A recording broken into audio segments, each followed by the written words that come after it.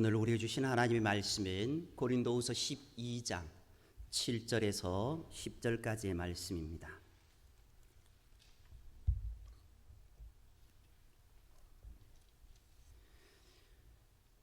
고린도후서 12장 7절에서 10절까지의 말씀입니다.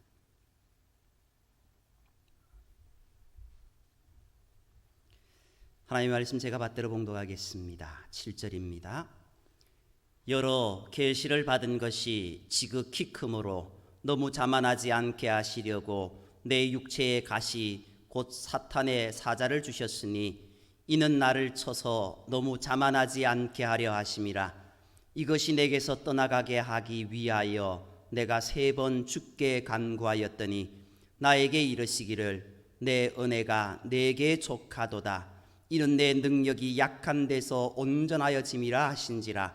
그러므로 도리어 크게 기뻐함으로 나의 여러 약한 것들에 대하여 자랑하리니 이는 그리스도의 능력이 내게 머물게 하려 함이라.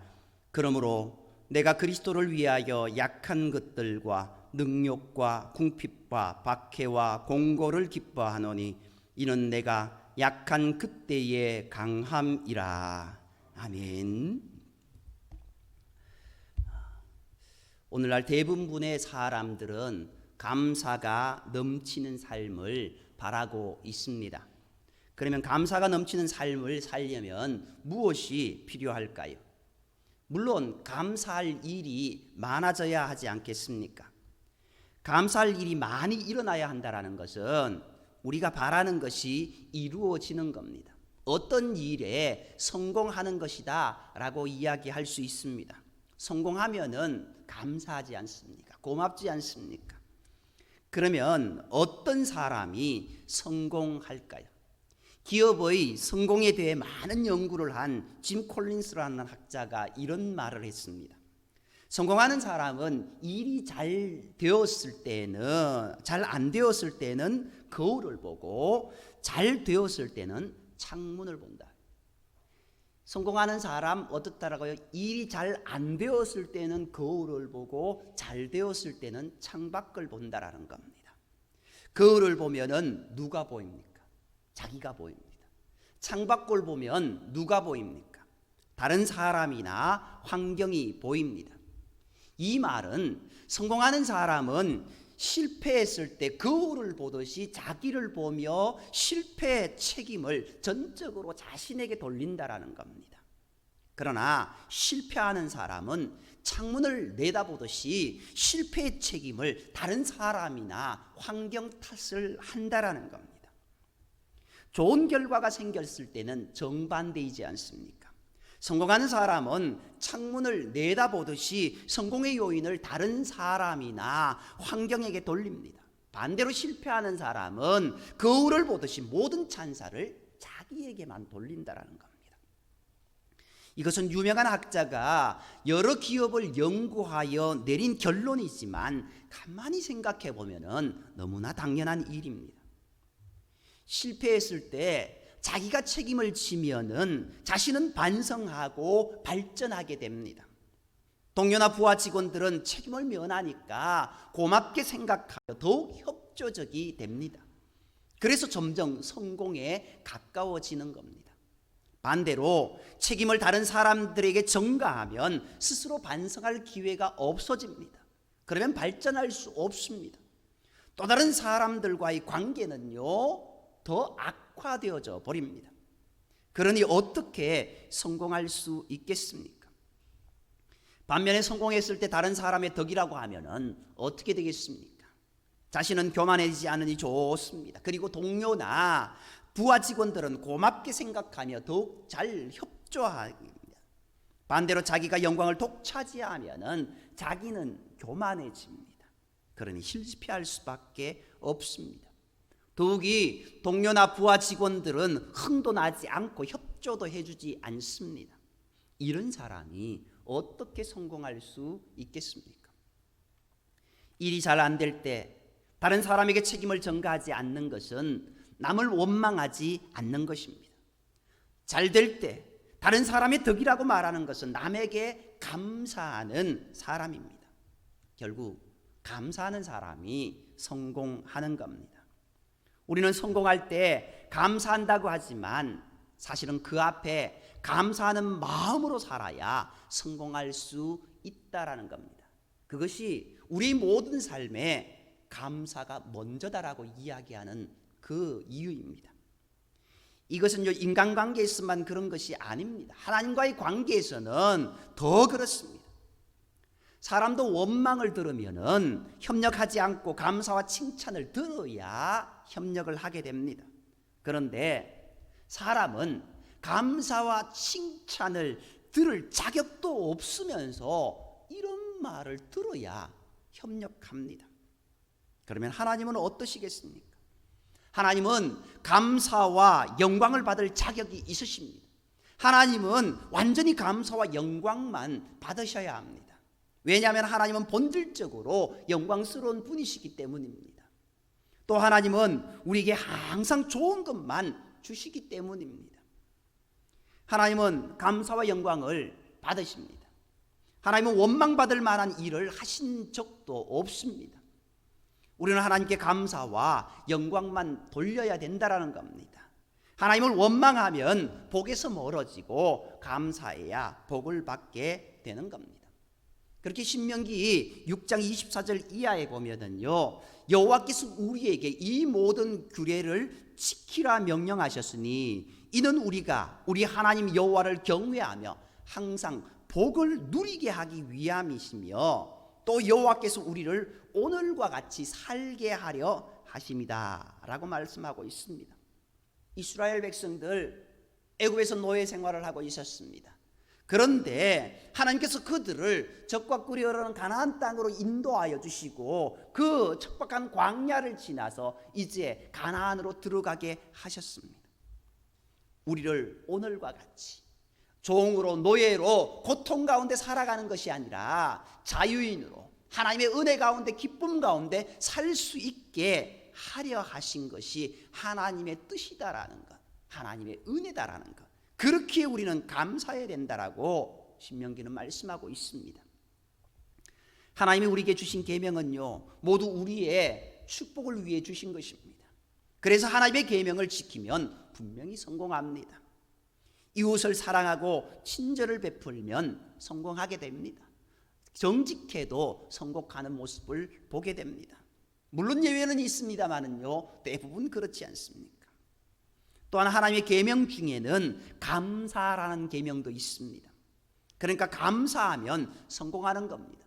이웃에게 감사해도 성공하지만 하나님께 감사하면 더 크게 성공합니다.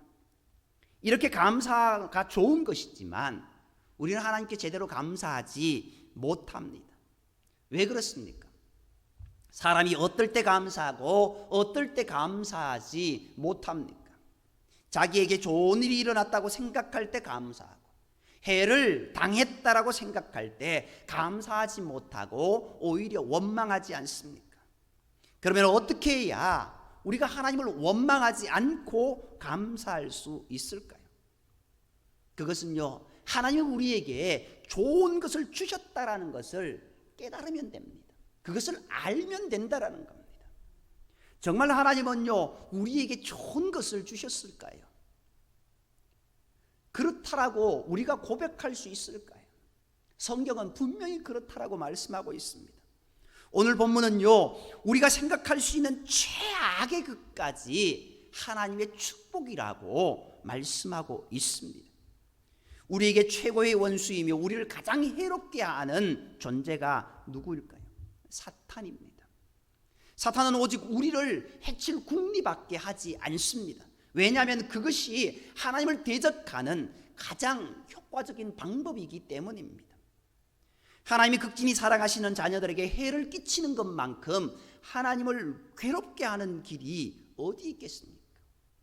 모든 사람들이 나는 죽어도 된다, 내 자녀만, 내 식구만, 이렇게 할 때가 많습니다. 하나님은요, 우리를 하나님의 자녀 삼아 주셨습니다.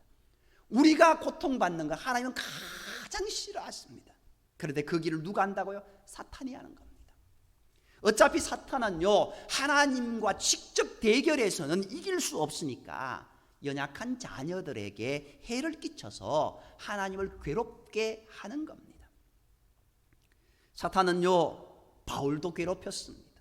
그래서 바울의 몸에 심각한 병을 줬습니다.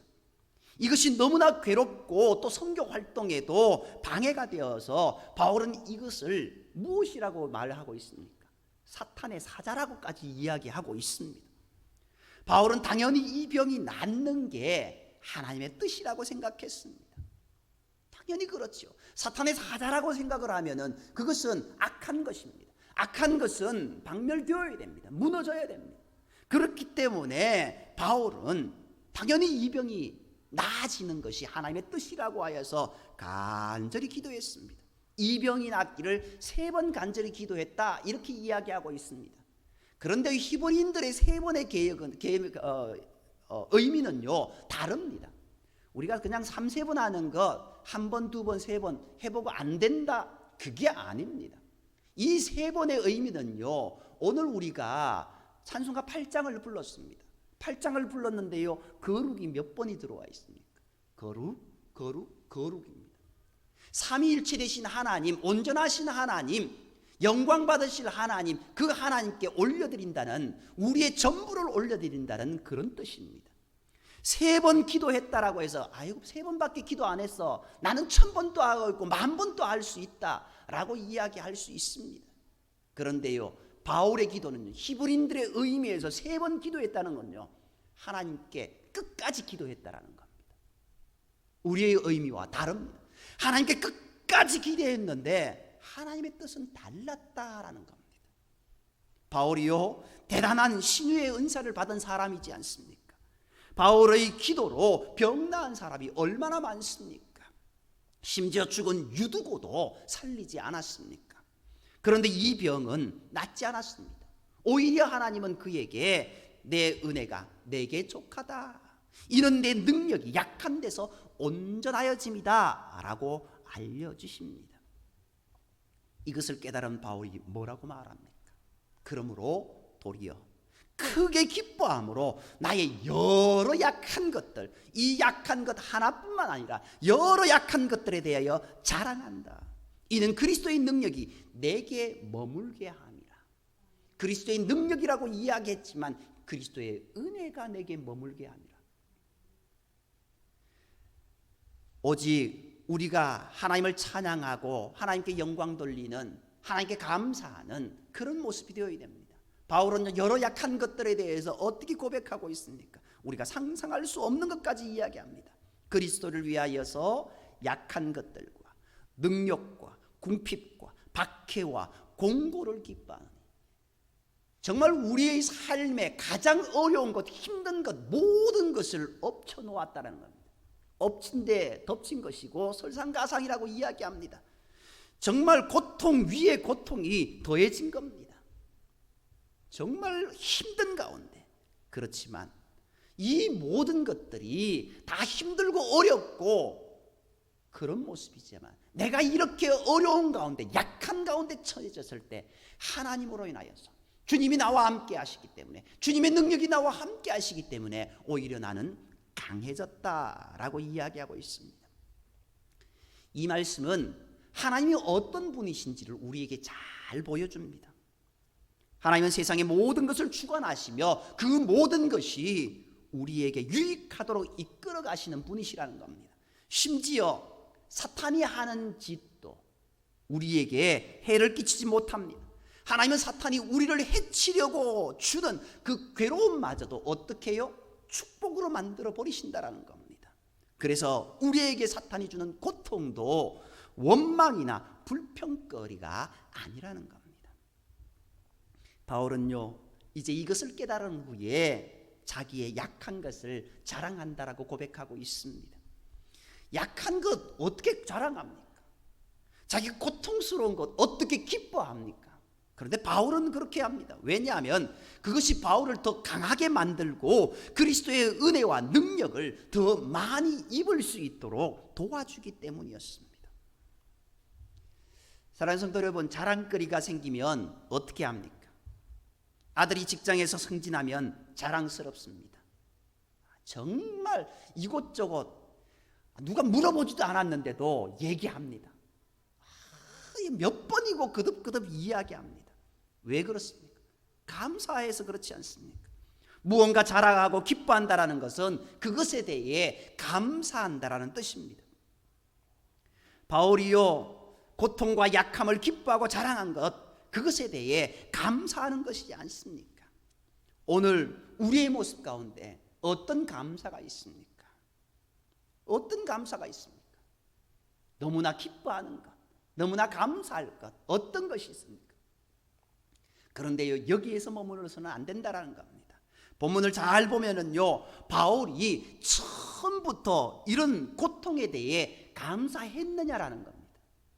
이런 고통을 자랑하고 기뻐했냐라는 겁니다. 아니라는 겁니다. 오히려 그 고통이 떠나가기를 간절히 기도했습니다. 정말 끊임없이 기도했고 하나님이 이제 좀 그만해라 할 정도로 기도했다라는 겁니다. 그러다가 왜 갑자기 그것을 자랑하며 감사하게 되었습니까? 주님께서 그것이 바울에게 유익하다라는 것을 알려주셨기 때문입니다. 바울이 그 모든 어려움과 고통이 주님께서 바울의 유익을 위해 주신 축복이라는 것을 깨달았기 때문이라는 겁니다. 우리가 어떤 일을 만났을 때 그게 손해나 고생이라고 생각하면 감사할 수 없습니다.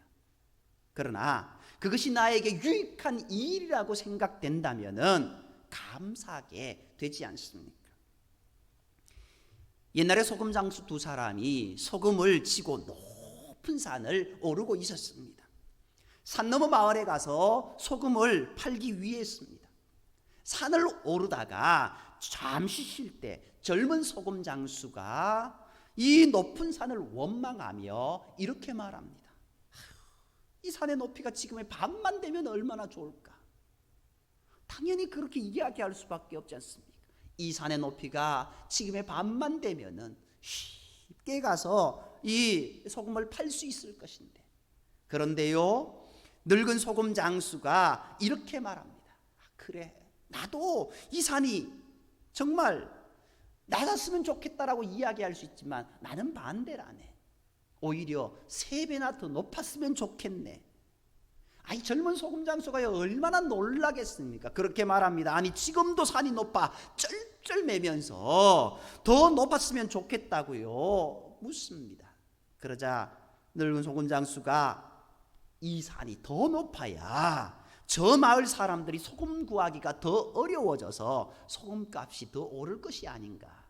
아니, 물론 그 마을 사람들은 힘들지만 이 소금 장수의 입장에서는 그렇더라는 겁니다. 우리가 오늘처럼 맥주감사주의를 맞아 하나님이 우리에게 베풀어 주신 은혜를 되새기며 감사하는 것도 참으로 귀한 일입니다. 그런데요, 우리가 더 중요한 것은 우리가 이 하나님의 은혜를 기억하며 잊어버리지 않는 것이지 않습니까? 그래서 하나님도요, 지나가는 은혜를 기억하며 감사하라고 가르쳐주고 있습니다. 시편 136편 24절 이하에 보면은요, 우리의 대적에게 건지신 이에게 감사하라. 그 인자하심이 영원함이로다. 모든 육체에게 먹을 것을 주신 이에게 감사하라. 그 인자하심이 영원함이로다. 우리가 그저 쉽게 흘리고 넘어가는 그 감사의 모든 순간들, 그 조건들 잊지 말고 하나님께 감사하라는 겁니다.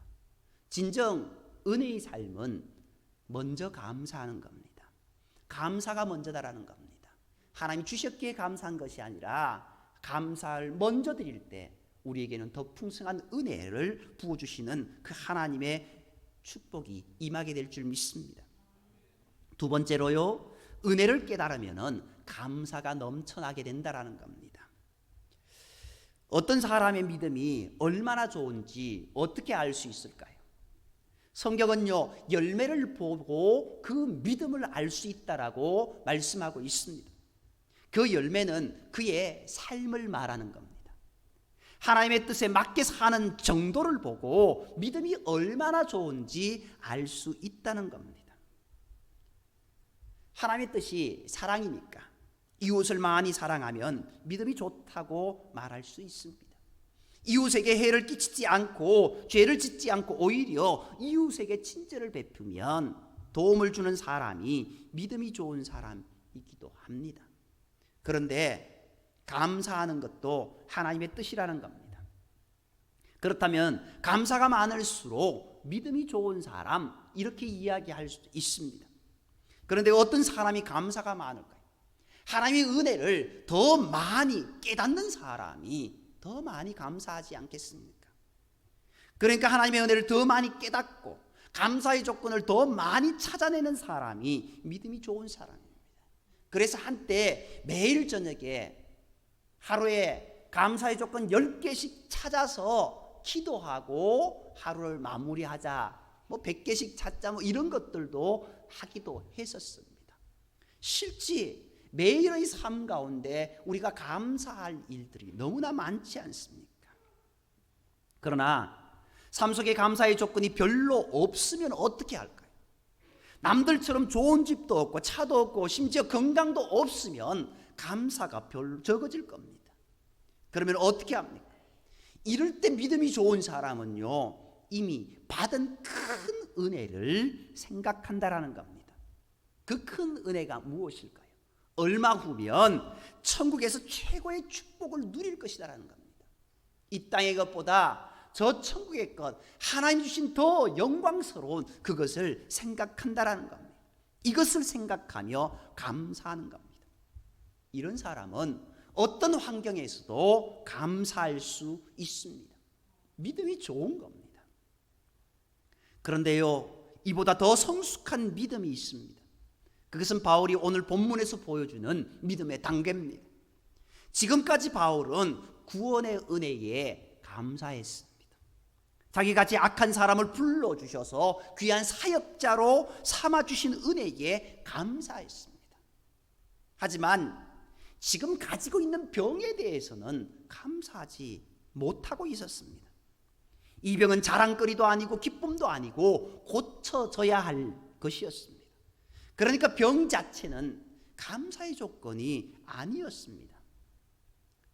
다만 이런 병이 있어도 다른 은혜가 너무 크기에 이런 병에도 불구하고 감사했던 겁니다. 이것이 너무의 감사입니다. 그 크신 하나님의 사랑 말로 다 형용 못하네. 하나님 크신 사랑 측량 다 못하네. 영원히 변치 않는 사랑 성도여 찬양하세라고 찬송가 304장을 우리가 부르고 있습니다. 하늘을 두루마리 삼고 바다를 먹물 삼아도 하나는 하나님의 사랑, 하나는 하나님의 은혜 다 표현 못한다라. 바울은 그것을 넘어서 정말 힘든 것까지도 감사하고 있는 겁니다. 바울에게 있어서 약함이 은혜였습니다. 그 약한 것까지 감사하는 것, 그것이 바울의 감사였습니다. 바울은 기도 중에 병을 고쳐주지 않으시겠다라는 주님의 응답을 들었습니다. 놀랍게도 주님의 응답은 이런 것이었습니다. 내 은혜가 내게 족하도다. 이는 내 능력이 약한 데서 온전하여 짐이라. 한마디로 병 안 고쳐주시겠다라는 겁니다. 그렇게 간절히 기도했는데 아니 왜 안 고쳐주십니까? 쉽게 말해서 삐져서 하나님 안 믿겠다고, 이런 하나님 말고 다른 하나님 없으세요 라고 이야기할 수 있는 그런 모습입니다. 그러나 바울에게 있어서 그 병은 그 자체가 축복이었다라는 것들을 이제 바울이 깨달아 했다는 겁니다. 이것을 깨달은 후에 바울은 병만이 아니라 자기의 모든 약한 것을 기뻐하며 자랑했습니다. 약함에도 불구하고 감사한 게 아닙니다. 약할지라도 감사한 게 아닙니다. 약한 것 때문에 감사했습니다. 약한 것을 기뻐하며 자랑하며 감사했습니다. 이것이 범사에 감사하는 모습입니다. 우리는 내게 유익된 것만 감사할 때가 많습니다. 그러나 바울은 그것 너머에 범사에 감사하는 삶을 살았다라는 겁니다.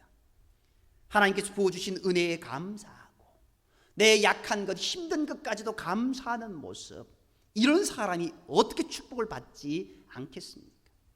더욱이 이런 사람은요, 누가 자기에게 고통을 줘도 그 고통이 축복이라는 것을 알기 때문에 그런 사람까지 용서하며 사랑할 수 있습니다. 대표적인 사람이 누굴까요? 요셉이 그랬습니다. 그러니 이런 믿음을 가진 사람이 얼마나 위대한 신앙생활을 했겠습니까? 본문은요, 우리가 약할 때 더욱 주님을 의지해야 강해진다라고 말하고 있습니다. 그러면 우리는 더 약해져야 될까요? 아닙니다. 우리는 약해지지 않아도 이미 너무나 연약한 존재입니다. 중요한 것은 우리가 약해지는 것이 아니라 약한 것을 깨닫는 겁니다. 생각해 보십시오. 예수님이 의인을 부르러 온 게 아니라 죄인을 부르러 오셨습니까? 우리가 그렇기 때문에 우리가 죄를 지어야 될까요? 죄인을 부르러 오신 주님, 그러면은 나도 죄를 지어야 될까요? 물론 그렇지 않지 않습니까? 다만 우리는 일부러 죄를 짓지 않아도 죄를 짓지 않으려고 아무리 노력해도 여전히 너무나 악한 죄인이라는 겁니다. 중요한 것은 우리가 죄인이라는 것을 깨닫는 겁니다. 그러면 주님을 믿고 주님의 은혜로 죄를 용서받고 구원의 축복을 받게 되는 겁니다. 마찬가지입니다. 우리는 너무나 연약한 존재들입니다. 우리가 약한 사람의 것을 깨닫고 인정하면 주님을 의지하고 주님이 주시는 은혜로 강해진다라는 겁니다. 그런데 어려움을 만나면은 우리가 쉽게 약한 것을 인정하고 주님을 의지하게 됩니다. 그렇기 때문에 약한 것을 자랑했다라고 이야기하고 있습니다. 우리가 연약하다는 것을 알면은 좋은 점이 또 하나 있습니다. 감사가 많아지게 되어 있습니다. 옛날 한 마을에 양반이 길을 지나가는데 농민들이 저만치해서 밥을 먹고 있었습니다. 우리가 식사하는데 누가 지나가면은 어떻게 인사합니까? 식사 좀 하시지요, 이렇게 말하지 않습니까? 예전에 아침 인사가 식사하셨습니까? 라는 것 아니었습니까? 그만큼 힘든 시기를 살 때였습니다. 농민들이 양반에게 식사 좀 하시라고 인사말을 했습니다. 꼭 먹으라고 하는 게 아니라 그냥 인사말이었지 않습니까? 그런데 이 양반은요, 몹시 화를 내며 꾸짖습니다. 감히 쌍것들이 먹는 것을 양반에게 먹으라고 한다고. 그러나 한 해, 두 해 지나면서 이 양반의 가세가 기울어져서 살림이 어렵게 되었습니다. 하루는 길을 지나가는데 농민들이 똑같이 밥을 먹다가 옛날을 잊었는지 다시 양반에게 식사 좀 하라고 인사를 했습니다. 그러자 이번에는 양반이 전혀 화를 내지 않고 오히려 한번 먹어볼까 하면서 먹었다라는 겁니다. 자기가 약해지니까. 전에는 무시하던 것을 고맙게 받은 겁니다. 우리는 스스로 강하다고 생각할 때는 좋은 일이 일어나도 내 힘으로 된 것처럼 생각하며 감사하지 않습니다. 그러나 자신이 약하다라는 것을 알면 좋은 일이 일어날 때 큰 복으로 알고 감사하게 되는 겁니다. 우리가 하나님 앞에서 정말 약한 존재라는 것을 알면 모든 것이 하나님의 은혜라는 것을 알게 됩니다. 그래서 모든 일에 하나님께 감사를 드리게 되는 겁니다. 우리가 오늘은 맥주 감사주일 현수막이 있어서 그렇지만 이 오른쪽에 왼쪽 있죠. 있었던 것이 무엇입니까? 모든 영광 하나님께. 오직 하나님께 영광을 돌리고 오직 하나님께 감사를 돌리는 것이 우리의 삶의 모습이 되어 있지 않습니까? 우리는 자신이 약하다는 것을 알아야 주어진 것에 감사를 드릴 수 있습니다. 우리가 원망이 많고 불평이 많은 것은 자신을 훌륭한 사람이라고 생각하는 교만 때문입니다. 그러나 우리가 정말 자신이 부족한 사람이라는 것을 알면 어떤 것에도 감사할 수 있는 겁니다. 왜냐하면 우리는 아무 자격이 없는데도 이런 것을 누리며 살고 있기 때문입니다. 벌써 2020년 상반기가 지났습니다. 요즘 얼마나 어렵습니까? 이런 어려움 속에서도 우리는 지난 반년을 하나님의 은혜 가운데 잘 지냈습니다. 가만히 생각해 보면은 지난 반년 동안 하나님께서 베풀어 주신 은혜가 얼마나 많은지 모릅니다.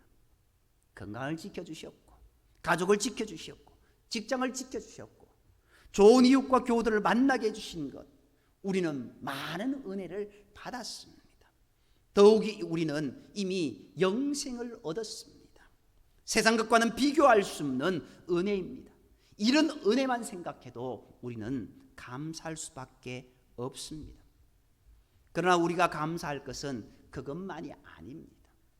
우리가 겪고 있는 어려움 자체가 하나님이 주신 축복입니다. 그것은 우리를 하나님께 더 나아가게 하는 그런 모습이 있다라는 겁니다. 그리고 하나님의 은혜를 더 받게 만드는 그런 복이 있다라는 겁니다. 하나님은 우리가 어려움과 약함에서 얻을 축복을 충분히 얻고 나면은요, 이제는 새로운 축복으로 강하게 해주십니다.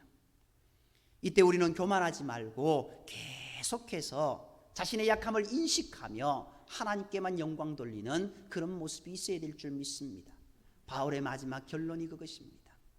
자고하지 않게 하나님께서 내게 이런 은혜를 주셨다라고 사탄의 그 악한 것이라까지 얘기했던 그것을 오히려 감내하며 하나님 감사합니다라고 받았던 그 모습, 오늘 우리의 모습 가운데 왜 이런 어려움이 우리에게 닥쳐왔냐라고 할 것이 아니라 이 시기를 지나고 하나님께서 어떤 은혜를 부어주실까,